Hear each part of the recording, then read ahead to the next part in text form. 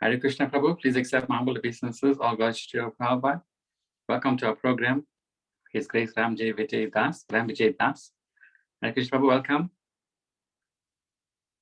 Hare Krishna Prabhu, thank you. Welcome, and welcome everyone that joined us. Just a little background on the Prabhu today. He started Krishna consciousness in 1989. His spiritual master is His Holiness Bhakti Chowdhury Swami. He took first initiation in 1993, his second initiation in 2001.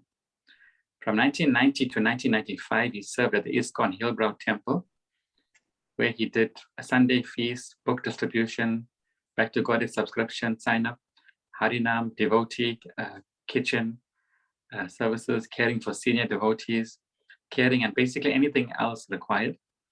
In 1996, approximately 2,000 Back to Godhead magazine subscriptions and debit order system development for KZN North Coast. He administered and managed the Back to Godhead subscriptions, managed North Coast region from Phoenix to Richards Bay.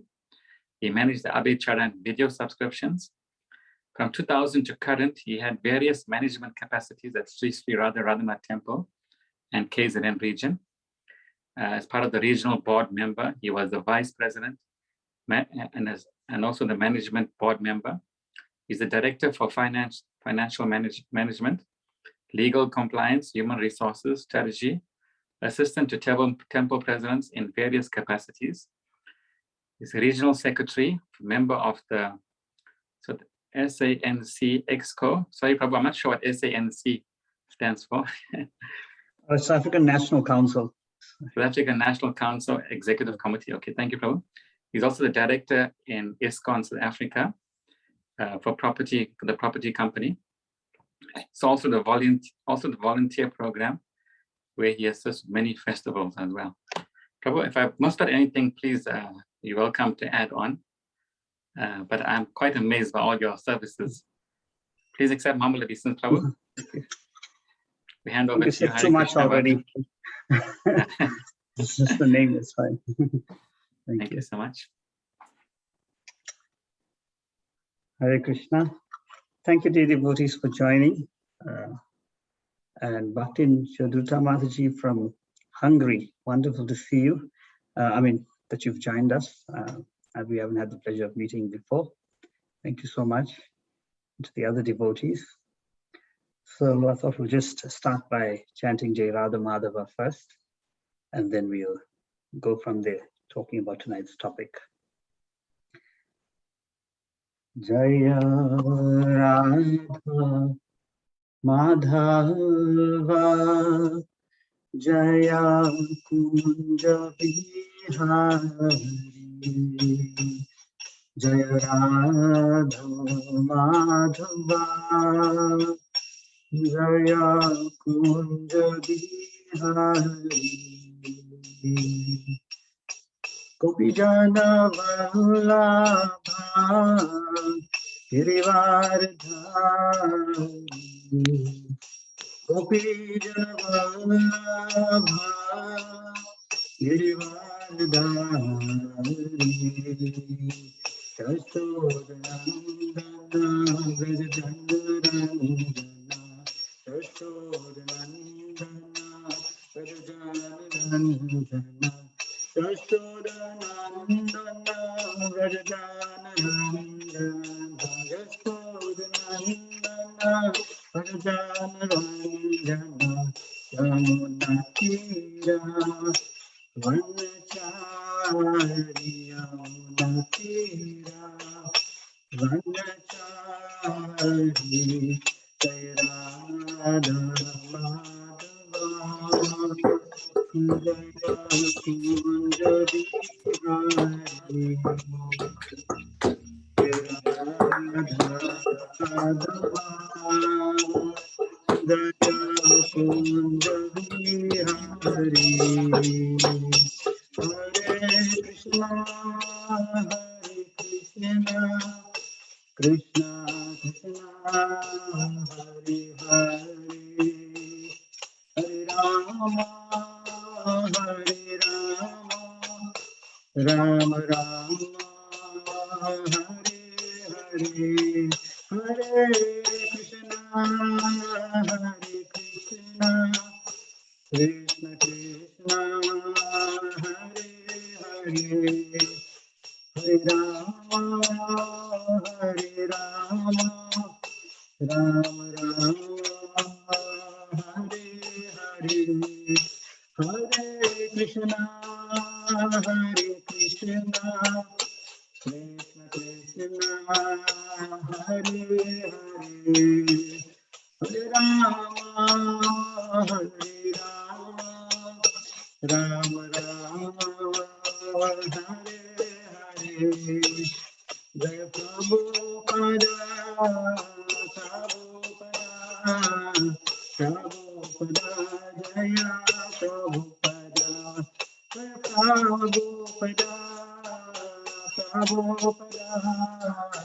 Prabhupada, Jaya Prabhupada, Gurudev, Gurudev, Gurudev, Jaya Jaya, Gurudev, Jaya Jaya, Gurudev, Gurudev, Gurudev, Gurudev.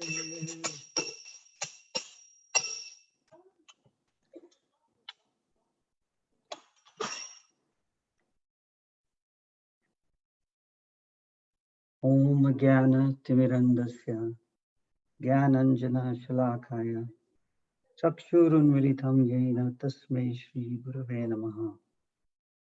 Shri Chaitanya Manobhistam Stapitam Yena Bhutale Swayam Rupa Kadamahyam Dadati Swapadantikam. Hey Krishna Karuna Sindhu Dinabandhu Jagatpate Gopesha Gopika Kanta Radha Kanta Namastute. Tapta Kanchana Gaurangi Radhe Vrindavaneshwari Vrishabhanustute Devi Pranamami Hari Priye. Vancha kalpatarubhyascha kripa sindhubhyevacha patitanam pavanebhyo vaishnavibhyo namo namaha. Jai Sri Krishna Chaitanya Prabhu Nityananda Shri Advaita Gadadhar Shivashari Gaura Bhakta Vrinda. Hare Krishna, Krishna Krishna, Hare Hare, Hare Rama, Rama Rama, Hare Hare.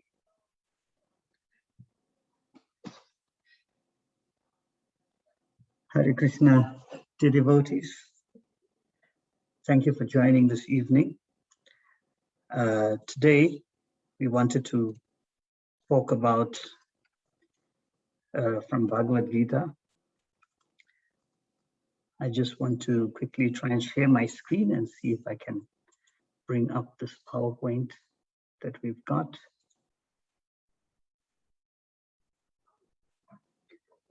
Okay. All right. It's always a little complicated when sharing. You don't have the full screen view of everyone, but hopefully this will work. So tonight we wanted to talk about the modes of material nature. And we'll just essentially focus on the 14th chapter of Bhagavad Gita. I'm sure it's nothing new to all of you. It's nothing unusual. We're all aware of it. But I thought it's very useful to recap on what the Lord's presented to us and to remind ourselves of how clearly He's giving us instructions and trying to help us in our spiritual lives.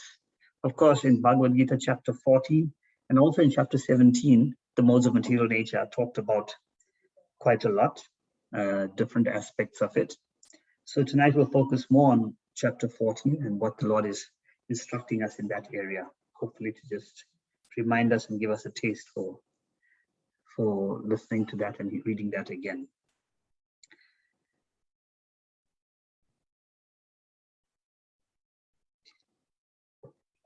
So, of course, we know we have three modes of material nature: goodness, sattva gun, rajas, which is passion, and ignorance, which is tamas. Goodness, as we know, the predominating deity of the mode of goodness is Lord Vishnu. in charge of maintenance of the material universe. Passion is predominated by Lord Brahma, the creator of the universe, and ignorance by Lord Shiva, the destroyer of the universe. So now if we have to consider the three modes of material nature, the first thing is to understand is how it affects us. What's its role? And Krishna describes in this 14th chapter, describes very clearly how the living entity, being the superior nature, his nature is spiritual, he comes in contact with the material nature. And by coming in contact with the material nature, he is conditioned. And he is conditioned by these three modes of material nature. They're called the three gunas, the three qualities, or actually the three ropes that bind us. So every living entity, as soon as we come in contact, we fall down from our spiritual positions, we become forgetful of Krishna, and we enter the material world, we immediately get tied up by these three modes. And from there on, we are basically controlled, influenced, and subjugated by these three modes of material nature. So therefore, it's important for us to understand, especially as practitioners of Krishna consciousness, the effect of these three modes and how they affect us, what our situation is, and of all living entities, not only ourselves. So therefore, this is an important subject matter for us to consider, especially for those of us who are practicing spiritual life. We need to learn how to become free from these three modes and practice becoming free. And a very good review of how these modes impact us and understand how they tackle, how they subjugate us, and then learning how to transcend these modes is important for our spiritual progress. So Krishna describes many things about the mode of goodness. We'll just look at each of these modes in a little more detail. Of course, the modes of goodness are characterized by peacefulness, tranquility, calmness, and generally pious people are in the mode of goodness. People who are in the mode of goodness, they generally feel things are good, I'm on the right path. That's the feeling they get when these modes are affecting them, or they in that mode at that time, or they predominantly are in this mode. It also helps free us from most of our sinful reactions. Of course, the mode of goodness cannot free us from all sinful reactions. Otherwise we'll be liberated, and we can't be liberated by the mode of goodness. So it frees us but from most of our sinful reactions. And it gives us enthusiasm, inspiration, and pride. And we all have felt these things at some time. And this is generally the influence of the mode of goodness. Of course, in the mode of goodness, or people who are influenced by the mode of goodness, or while we are influenced by the mode of goodness, there's less disturbance than in the other modes. Of course, the challenge with the mode of goodness is that when one is in the mode of goodness, he feels happy. And naturally, when you feel something, especially something like happiness, you become conditioned to wanting to feel that happiness. So if someone becomes conditioned to something, what does conditioning mean? Become programmed or attuned to being that way. So if we feel we are happy here, then we naturally feel we want to stay here. And from feeling happy and wanting to stay, then we get attachments, and therefore the other modes also develop. So the mode of goodness gets tinged with the other modes. The material mode of goodness is naturally tinged with the other modes of passion and ignorance also. And of course, when we want to stay in this world, that's when we start making arrangements for staying in this world. And when those arrangements get frustrated, then we have challenges, etc. The other thing that's very important about the mode of goodness is that all the gates of the body become illuminated, Krishna says. And basically, we're able to perceive things in their proper perspective, which is very important. We'll notice that different individuals see the same things and perceive it differently. And that's because of the influence of the modes. And someone who's influenced by the mode of goodness, he generally is able to see things as they are in their proper perspective. And that's what makes the mode of goodness so wonderful for developing spiritual knowledge and practicing spiritual life. And of course, when one leaves his body predominantly in the mode of goodness, then he accumulates a lot of pious activity, and he is naturally transferred to the higher planetary systems, where he gets to enjoy the fruits of his actions, enjoy the reactions of his pious activity. And when that's exhausted, of course, he comes back to the earthly plane. So that's the destination for one in the mode of goodness.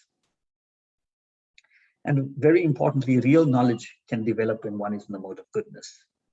Because our perception is good, our ability to develop real knowledge, the chances of that happening are extremely high. Then in the mode of passion, Rajagun, some of the symptoms are we have great attachment. We become very attached to things, and related to that attachment is fruit of activity. We engage in many, many activities because we are attached to things and to keep those things that we have. As a result, we endeavor intensely. We engage in many, many activities to try to get the things that we want. And this is fueled by our desires. And the more passionate, influenced by the mode of passion we are, the more uncontrollable our desires are. The more we have unlimited desires, uncontrolled desires, and the desires keep coming, no matter how much we fulfill them. And then we hanker for more and more. As we fulfill those desires, we start hankering for more things. And of course, greed develops. These are all you can see in the same vein. And those persons who are attached to the mode of passion, Rajagun, they live on the earthly plane. They take birth among human beings in the earthly plane. And we get to act out. So obviously all of us are on the earthly plane, so naturally we are all influenced by mode of passion. That's our position.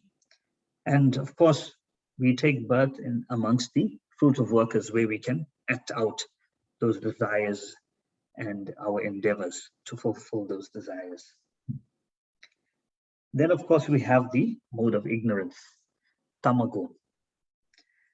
In the mode of ignorance, it's characterized by darkness, inertia, like lethargy, madness, and illusion. So you can see here, with the mode of goodness, there's this a lot of denseness, a lot of fog, a lot of laziness. And of course, from all that, we naturally become very foolish. And the natural destination of those predominantly in the mode of ignorance is to go down to the hellish planets, or they take birth amongst animals. A very important aspect of the mode of ignorance is that it is the main mode in material life. Because with the mode of ignorance, it underpins the modes of passion and goodness. Because via the mode of ignorance, we forget Krishna. And due to forgetting Krishna, we fall down into the material plane. And even though the higher modes of passion and goodness are there, passion and goodness are also ignorance, because we have forgotten Krishna. Material modes of passion and goodness are unconnected to Krishna. So they also are ignorance, essentially. So that's the very important thing, that every living entity in the material plane is under the mode of ignorance to some degree or the other, because we all are forgetful of Krishna. And of course, it's different from the mode of passion in that there's a lot of lethargy, sleep. It's not an active state like the mode of passion. It is not an active state. It's a very slow state. Even people making arrangements for sleeping, where sleep is the most important thing to them, and the main focus of their lives, or those types of activities, you can see a mode of ignorance predominant there. So Krishna also tells us in Bhagavad Gita that none of us are situated exclusively in one mode or the other. The different modes affect all of us. And those modes actually compete with one another. And they come up from time to time in different ways. And according to the situations we find ourselves, the times of the day, and the interactions we have with others, and the situations we are placed in, the modes take effect. So we are all bound by the modes, and they keep coming up. For example, if you're in a very beautiful natural environment in the mountains or near a lake, some other body of water, naturally the mode of goodness is predominant. And it's morning time, early morning especially, it's very nice, peaceful, tranquil mode. The mode of goodness is prominent. And then as you approach midday, there's a high of activity, and mode of passion is there. If you go into a busy town or shopping mall or some other place, or if you encounter people who irritate you or anger you, cars cutting off in front of you while you're driving, if you're rushing off somewhere, that's where the mode of passion comes out more. And of course, at night when you're tired and mode of ignorance comes out when you want to sleep and you're exhausted. You get these people in nightclubs at 2 a.m., shaking their bodies to crazy music, mode of ignorance. Different situations, different modes are coming up. And for all of us, these modes come up differently. So Srimad Bhagavatam tells us this verse from 11:13:4. What influences the modes? I'm just going to minimize it so I can read it. Maybe. Sorry, that. So according to the quality of religious scriptures, so there are religious scriptures which are in different modes. According to the type of water, we have the association with one's children or people in general, the particular place we are at, the situation or place, the time of the day, like we mentioned, the activities we are engaged in, our birth, our meditation, the things we think about, the chanting of mantras, the various mantras that we chant, and the rituals, the purificatory rituals we perform, the modes of nature become differently prominent. So this verse gives us a very good idea of the different things that are affecting us. And we can see that everything is affecting us. And we become influenced by different modes according to these things. So it's quite obvious from this verse, if we want to cultivate a certain mode, we put ourselves in that situation, in those situations, and in those circumstances, and practice various things, meditation and chanting prayers, to affect us to achieve a specific mode. So that's how we can become more prominently situated in any specific mode. But of course, we don't have complete control over everything. And naturally, the modes affect us as we engage in these different things. So now, the object of our lives, of course, is not just to be situated in the mode of goodness.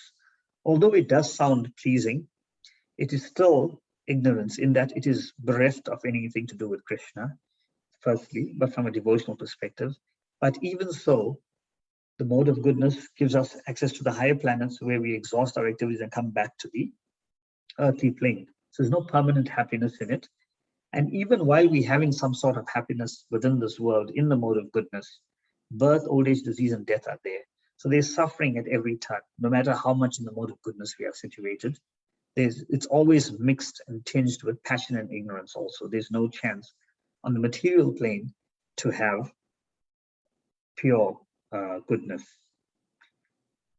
Of course, if we want to free ourselves from these material modes, then we have to transcend them. And that's where we have to become situated in the mode of pure goodness, Suddha Sattva, the transcendental mode.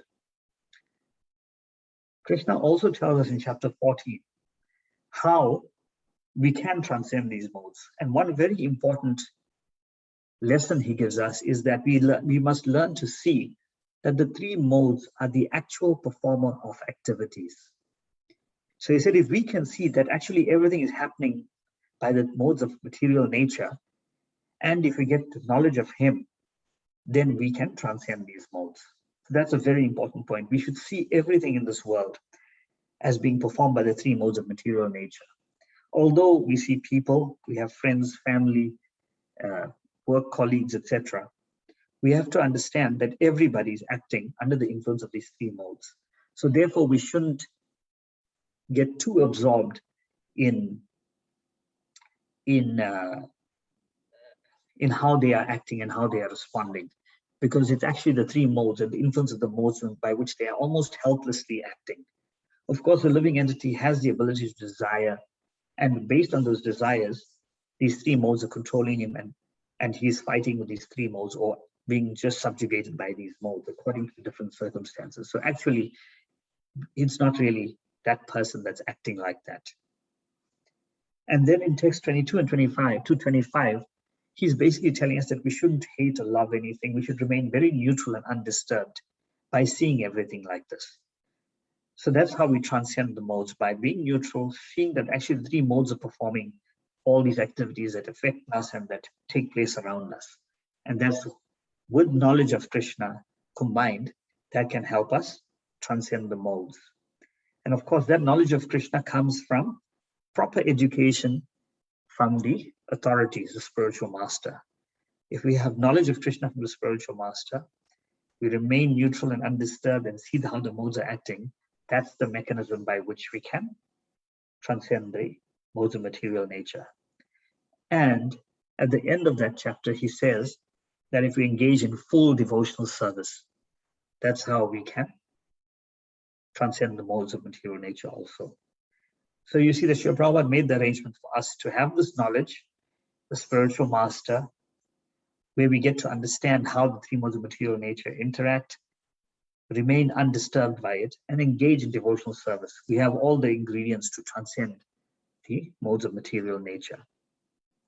And those are the tools we have to use it. And it's important to remember, especially when you come across disturbing things, that is actually only the material nature that's acting, and not to become too disturbed, but even for positive experiences. It's interesting to note that while we are talking about the modes of material nature, as Krishna says in Bhagavad Gita chapter 17, everything we do is influenced by these three modes.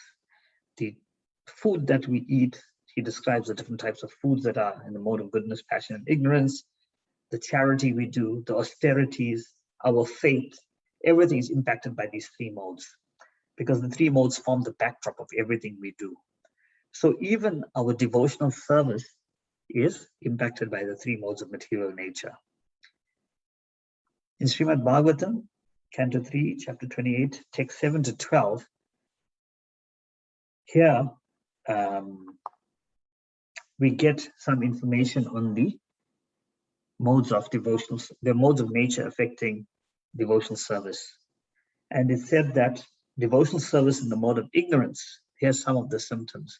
This is very important for us, especially as practicing devotees, for us to be conscious of these things, because now, even in our devotional service, modes of ignorance, passion, and goodness affect our service.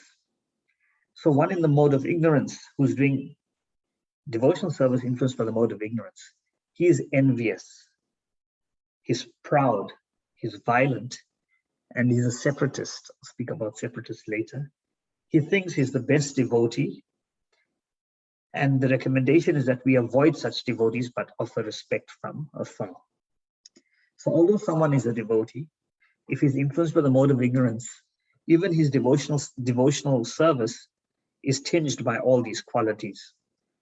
And such association is not good for our spiritual life, even though that person is a practicing devotee. So we offer respect from afar and avoid such association. So it's not that the day we take to devotional service, or we decide that we want to serve Krishna, that's necessarily the day that all the modes just leave us. These modes have us entangled, so we naturally will bring them into our devotional lives, and we'll see these kinds of behaviors in ourselves and others. And then one in the mode of passion, he engages in devotional service. He's also separatist, just like the one in ignorance. Motive is for material enjoyment, fame, opulence. So we use our devotional service to get fame, opulence, and material enjoyment to gain something.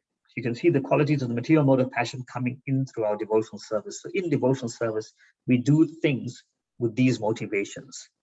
And the word separatist here, Srila Prabhupada explains, separatist means that we have our own agenda separate from the Lord's.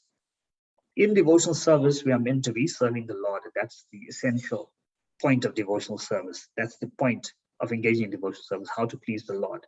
But when we do devotional service in the mode of ignorance and passion, we have our own separatist agendas. Basically, we are not aligned to the Lord at all. We have our own natures that are clouding the desire of the Lord, and we are seeing how we can fulfill our own desires even while trying to practice devotional service. So one in the mode of ignorance, they're pride, thinking they're the best devotee, they're violent, and they're envious. And then one in the mode of passion, they want to enjoy the fame, opulence, and similar things that someone in the material mode of passion wants, but he doesn't, tries to achieve it through devotional service, or tries to use the environment of Krishna consciousness to do those things. And then devotional service in the mode of goodness is where one offers the Lord the results of his activities in order to free himself from inebrieties. So we know we have certain shortcomings and certain weaknesses, and then we engage in devotional service so that we can free ourselves from those inebrieties. So in the mode of goodness, devotional service, it's not pure devotional service. It's focused on freeing oneself from those inebrieties. And in devotional service in pure goodness, unadulterated pure goodness, there the mind is attracted to hearing the name and qualities of the Lord. Devotional ecstasy flows towards the Supreme Lord. So there's no separate interest apart from the pleasure of the Lord. That is what pure devotional service is like, where it's not tinged by these material modes. So that is the difference of the modes of nature when we do engage in devotional service with those various modes, or without the influence of those modes, we'll see our mind being attracted to hearing the names and qualities of the Lord. So that is the end of my short presentation. And what I'd like to know, I'm hoping and praying that we'll have some interaction from the devotees who are here. We spoke about many things which are very relevant to us. Nothing that I've spoken about is anything too lofty that none of us can relate to. It's all very real things to all of us. We would have seen all of these qualities in ourselves. In our practice of devotional service, we see these modes come out. We've had experiences in Krishna consciousness and outside Krishna consciousness of these modes from other people impacting us and from us impacting other people. So it's a very real thing for us. It's not like something too esoteric or anything like that.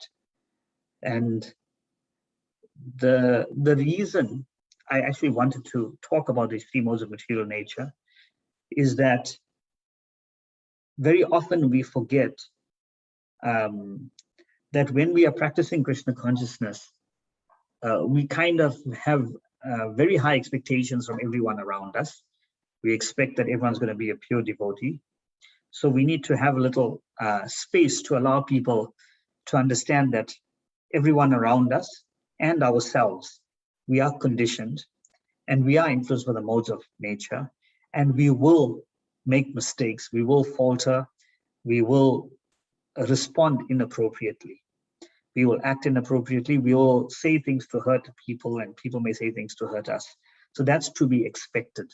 We shouldn't be surprised when we see that the modes of material nature are affecting all of us. It would be foolish to think that because we've taken to the process of bhakti, suddenly they have no effect. Of course, the Lord by his mercy does help free us. By engaging in devotional service, we are freeing ourselves from this influence. But of course, it could be a gradual process. It could be an instant process, who knows, by the mercy of the Lord. But in general, it's a more gradual process, and we will take time to get free from that. So these two things. One is to understand ourselves and our peers and the devotees around us, that we have to allow the space for the influence of the modes of material nature. Not that we want to cultivate it, but we have to be understanding when it does rear its head. We shouldn't be so surprised. And we can't necessarily ever expect everyone to be on the mode of pure goodness. And secondly, more importantly for ourselves, is to realize that we want, as we saw earlier, the modes of nature are affected by our association, by the circumstances we find ourselves in. So the other thing is for us to try and aspire to act in ways that at least are in the mode of goodness when we interact with everyone else, at least in that mode. So it doesn't create disturbance, it doesn't bring everyone else down to our mode. So we have to be conscious how we interact with one another, especially with devotees, but with everybody, that we act at least on the platform of the mode of goodness, or we aspire to act on that platform. Of course, the modes of nature affect us, so we naturally will feel like we have to respond in certain ways when we come across those situations. So anger will just come, and we all know how anger is. It takes hold of you and you're a different person. When someone is angry, it's like suddenly a monster from inside them came out and you don't know what happened. So anger can do that, and different qualities affect us like that. But still, we have to practice by being in good association. As that verse in Bhagavatam mentioned, by placing ourselves in the proper situation, circumstances, chanting the right mantras, doing the right activities, that will influence how the modes affect us. And by engaging in devotional service, understand the material modes and don't be affected too much by them, we can try to transcend these material modes. Of course, the purpose of our Krishna consciousness is to re-establish our lost relationship with Krishna. And that is the point. It's not specifically to overcome the modes, but in order to re-establish that relationship, we have to become free from these modes and know how these modes are affecting us. Otherwise, we won't realize that we're actually acting in the material platform and think that we're serving Krishna, when we're actually just acting under the influence of the modes. So I was hoping that some devotees maybe would want to share some of their realizations, their thoughts, their experiences in engaging the modes of nature, or in Krishna consciousness, their thoughts on this subject or something related to it. Is anybody who would like to share some of their?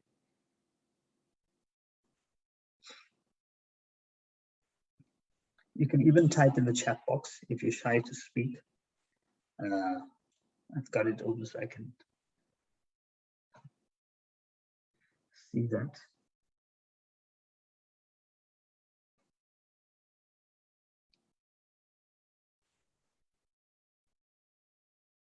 I'll just give you a few seconds to think of your thoughts, get your thoughts together. Hare Krishna, Prabhu, please accept humble obeisances. I'll go share Prabhupada. Prabhu, since everybody is quiet, I thought, let me just ask you a question. I hope you don't mind. Sure, please go ahead, Prabhu. Yeah, Prabhu, you mentioned about being non-disturbed and neutral. Could you just give us an example how to apply that? You said our body and mind, we subjected to reactions, but how, if you can just give us a typical example, how you would react, for example, if a certain thing happens. What do we remain silent, or do we walk away? Or, yes. So I may not be a good example, personally, but the idea is where we don't overreact, we don't overlove and overhate, and we just let things flow through, understanding it's a temporary experience of the material nature that we're going through. So let's assume an extremely negative experience comes. Someone says something really hurtful to you. So ours shouldn't be to absorb that and meditate on that and think that's the end of my life, because it is not. It is a transient thing that's just happened to come, and I perceive it, or I think of it as it's like a wave hitting you that's going to flow through and it's going to pass.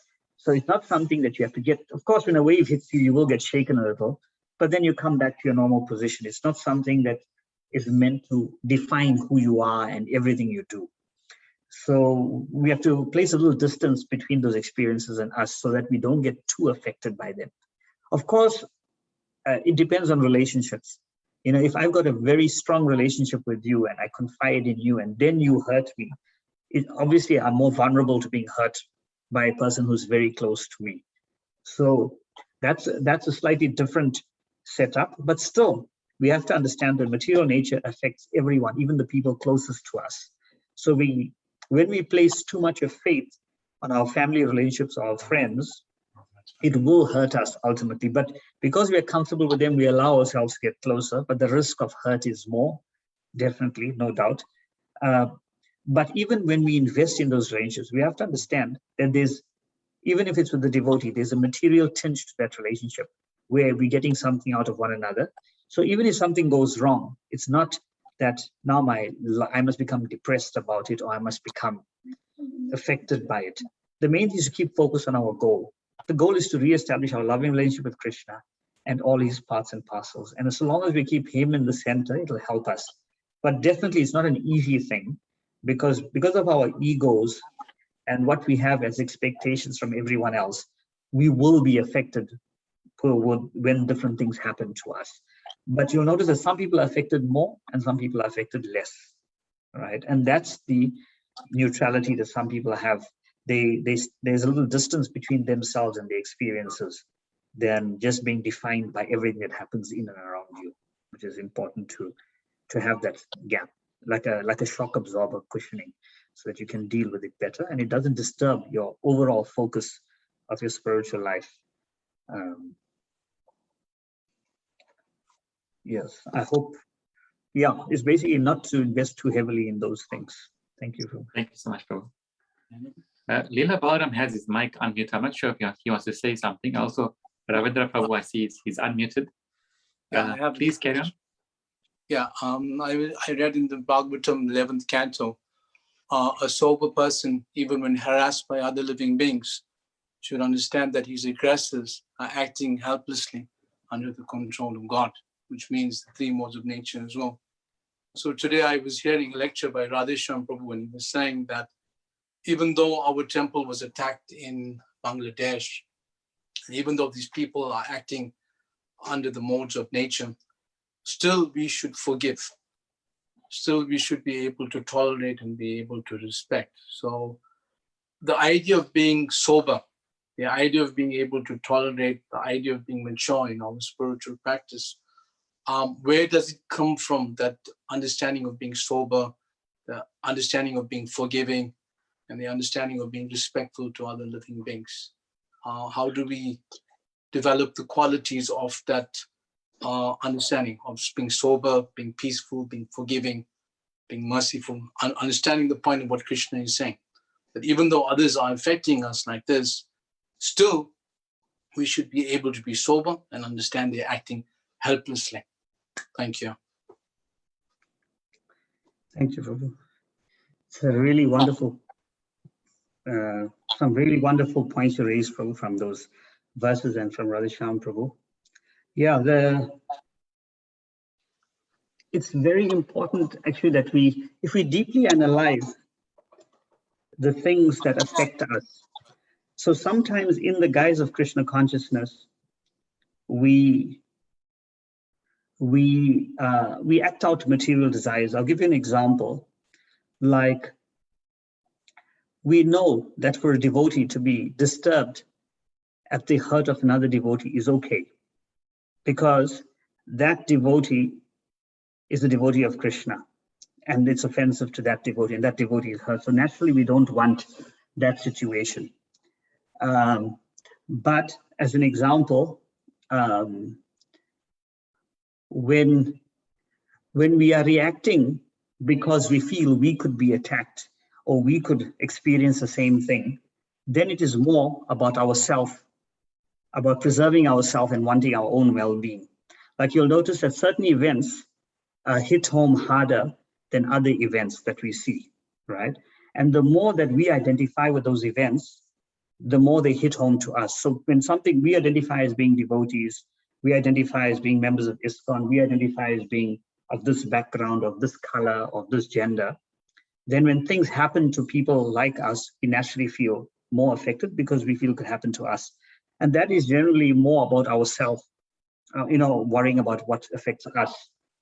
But where our concern is on what affects Krishna and how Krishna feels, And based on that paradigm, that is the most appropriate thing. Because Krishna also, he wanted Arjuna to get angry on the battlefield. So anger itself is not a problem, but anger for the right reason. So being disturbed for Krishna's pleasure or because of what would please Krishna is fine. But being disturbed for our own purpose of what hurts us is the problem. So when someone is sober, they are seeing, they are not happy. It doesn't mean that they are happy that these devotees were hurt.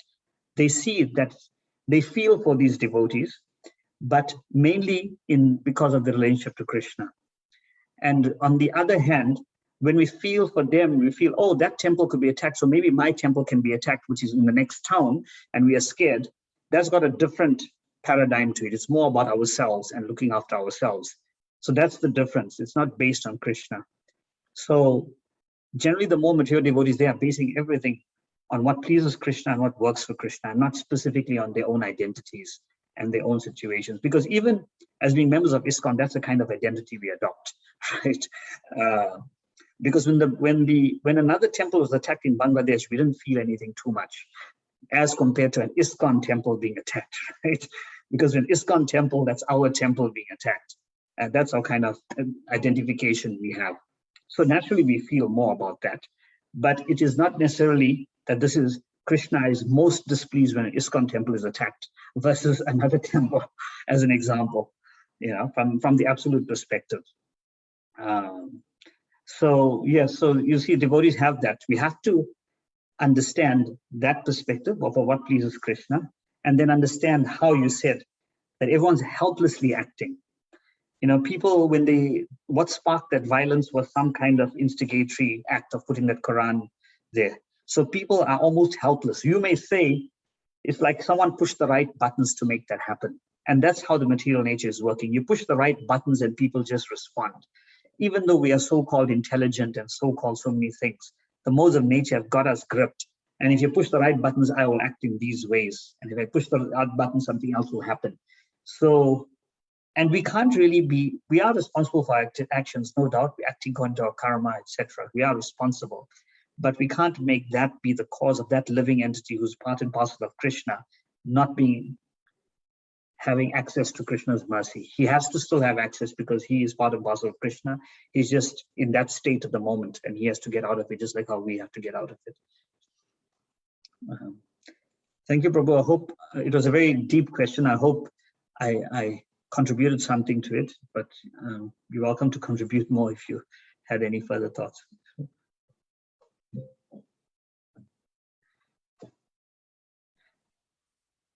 Prabhu, we have two comments on the chat box.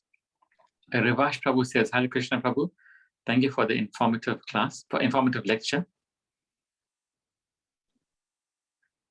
Rivash Prabhu, if you'd like to say Hare Krishna so we can hear you, please just introduce yourself, please.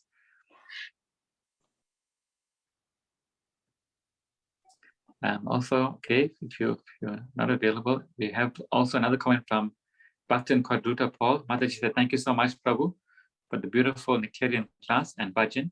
I'm grateful to you, Hare Krishna. Mataji, thank you so much for your good wishes. Prabhu, we have a very quiet class today. Yes. Thank you to Mukunda Prabhu for his valuable comments. Yes. Thank you. Prabhu, we also like to welcome Ravindra Prabhu as well from Grahamstown. He's formerly from India, and he used to join us in our Namahata. Prabhu, if you can hear us, please. Yeah, Haribol. Haribol Prabhu. Thank you for the class. So Yeah, it was a wonderful class. Hare Krishna. Thank you very much. Thank you so much, Ravindra. Nice to see you. Nice to meet you. Nice to meet you. Hare Krishna. Ravindra, you'd like to add anything to the comments? Any questions or realizations you have from your side? No. Don't have any questions so far. Yeah, thank you. But thank you so much for joining us. Thank you so much. Thank you. Hare Krishna, I have a question, please. Kshatriya, we can consider to be in Satapaguna? Because we know many examples of Kshatriya, very nice devotees. Thank you very much, Prabhu, for a wonderful class. Hare Krishna. Mataji, was your question that Kshatriyas are in the Rajaguna? Was such a question? No, if they are in Sattva Guna. Sattva-guna. So generally, what Srila Prabhupada says in his purport is that the Brahmanas are in mode of goodness, and the Kshatriyas are in the mode of passion typically. Because remember, the Kshatriyas are the warrior class, the administrators, and they are the protectors of society. So someone who's very peaceful and calm, they're not really a good protector. So the Kshatriyas, they need to have much more anger and passion in them to be able to perform that function. So they generally are in the mode of passion. And then the Vaishyas in the mixed modes of passion and ignorance, and the Sudras are in the mode of ignorance. That's what Srila Prabhupada says about the different modes that are predominating different classes of people. Thank you very much, Prabhu. Thank you. Haribol. Hare Krishna.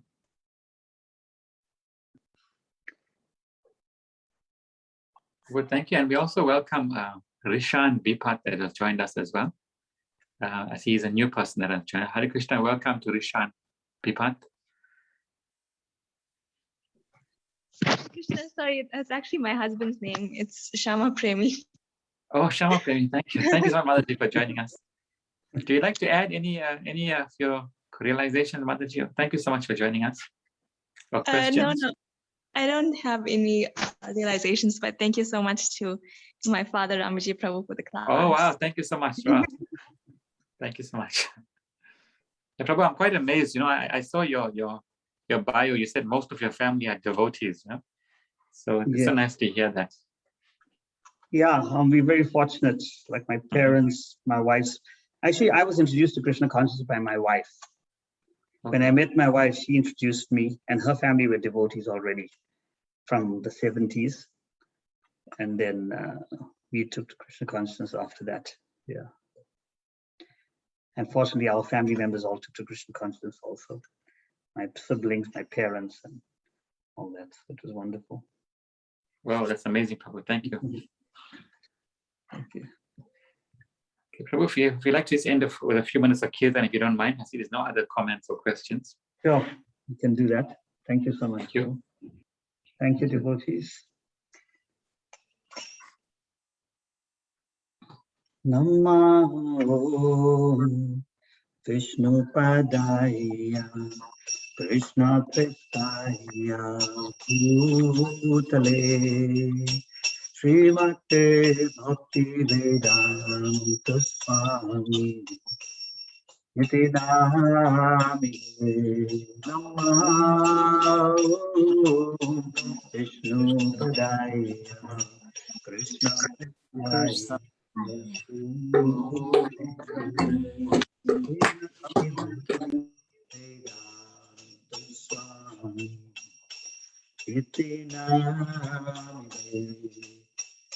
Namaste Saraswati Devi Gauravani Prachari Nirvishesha Sunnavadi Paschatyadesh Namaste Saraswati Devi Gauravani Prachari Nirvishesha Sunnavadi Paschatyadesh Shri Krishna Chaitanya Prabhu Nityananda Shri Advaita Gadadhar Srivasadi Gaur Bhakta-vrinda Jai Shri Krishna Chaitanya Prabhu Nityananda Shri Advaita Gadadhar Srivasadi Gaur Bhakta-vrinda Krishna Krishna, Hare Hare, Hare Rama, Rama Rama, Hare Hare, Hare Krishna, Hare Krishna, Krishna Krishna, Hare Hare, Hare Rama, Rama Rama, Hare Hare, Hare Krishna, Krishna Krishna, Hare Hare, Hare Rama, Rama Rama, Hare Hare, Hare Krishna, Krishna Krishna, Hare Hare, Hare Rama, Rama Rama, Hare Hare. Jaya Prabhupada, Prabhupada, Prabhupada, Jaya Prabhupada, Jaya Prabhupada, Prabhupada, Prabhupada, Jaya Prabhupada, Prabhupada, Prabhupada, Jaya Jaya Prabhupada, Jaya Prabhupada, Prabhupada, Prabhupada, Jaya Prabhupada. Shri Shri Radhanath ki jai, Shri Shri Radhanath ki jai, Shri Girigar Govardhan ki jai, Shri Chaitanya Mahaprabhu ki jai, Srila Prabhupada ki jai, Gaura Premanandi, Hari Hari Bol. Hare Krishna. Prabhu, sorry, we have one more question. Prabhu, sorry about that. Oh, no problem. Yeah. There's a message from the Mataji from Rishan Pipat's phone. Okay. Hare Krishna Prabhu, there is a question from Bhaktan Shakti. How do we get rid of bad association gently without hurting the person? Oh, yeah, that's an interesting question. I guess there are various strategies, and it depends on your relationship with that person as to what you can and can't do. But like in a general way, ideally it's best to influence them positively. Try to be good association. But of course, the way relationships work, if one person is inclined in one way, another person is inclined another way, naturally the relationship kind of drifts apart. It's not like you have to force anything. But I don't know the specific circumstances that are being referred to. Maybe you live with someone or you are compelled to be in the association at work or something like that. But generally then you kind of minimize association to the needful, and not try to hang out with all your extra time there and invest too much of energy into that relationship. But if the other person is kind of clinging on to you, they need something from you. If you want to move in another direction and someone is clinging on to you, then they're getting something out of that relationship. And ideally, you should try and use it to the positive, try to make that association a bit more positive so that it doesn't affect you negatively. But ultimately, we have to focus on our spiritual lives. We can't help anyone else unless we help ourselves. So if something is so degrading that it compromises your spiritual life, it's best to, at the same time, to some limited degree, even hurt someone and move away to protect yourself. But you only do that in more extreme circumstances. Ideally, in a nice way, try to influence it or gradually pull away so the other person gets other association and you can carry on with what's important to you. But with relationships, there's no straightforward thing. Relationships are curved in all kinds of angles. So you have to play it by how both people are feeling and how the relationship is working and how it's based.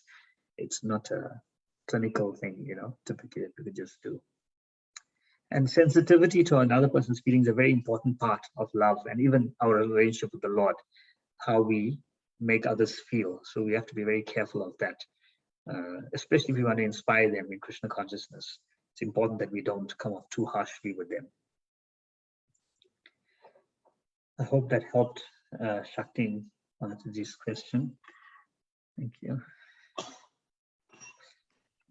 Hare Krishna. Prabhu, thank you so much. Please accept my humble obeisances. All glories to your Prabhupada. All glories. Prabhu, thank you for freeing up time for us. We really appreciate it. Thank you very much. Thank you, Prabhu. Thank you all the devotees for attending. Srila Prabhupada ki jai. Vijay. Hare Krishna. Hare Krishna.